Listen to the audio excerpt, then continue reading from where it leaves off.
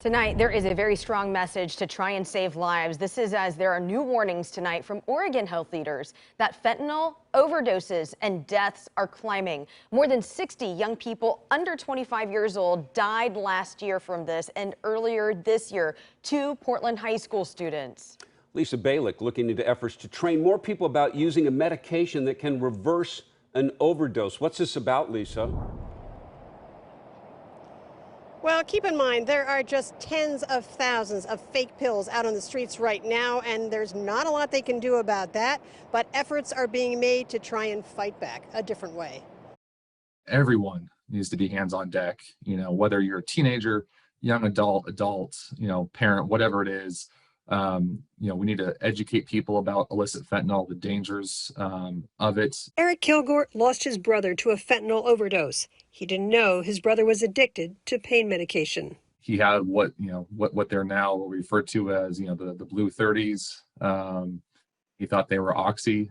Don't know where he got them from, but he got a hold of a pill with illicit fentanyl, and he has no idea he did. In his memory, Eric formed the nonprofit Henry's Uncle, Henry the name of Eric's son. It's an organization to destigmatize addiction and spread awareness of the fake, deadly pills.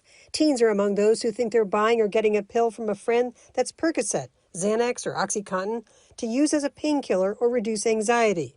Instead, these pills are killing them. There's a rescue drug, Naloxone, often known by the brand name Narcan. One form is a nasal spray given by someone trying to help.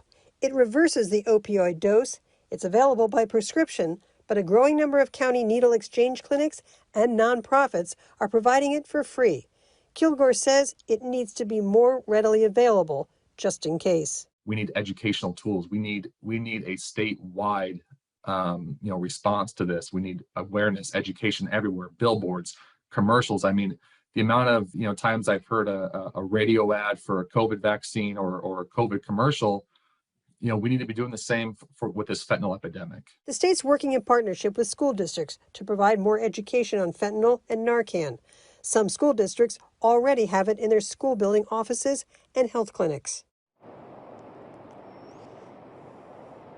Now, again, a big push being made to try and make Narcan available for free for anybody who wants to carry it. A lot of these clinics say we give it out to people who are known drug users, not to just somebody who wants to have it proactively. I checked the price on this for a prescription. It runs anywhere from about $50 to $100. So again, you're going to see a lot more efforts doubled up to try and make Narcan available to a lot of people to be able to carry it with them. Back to you.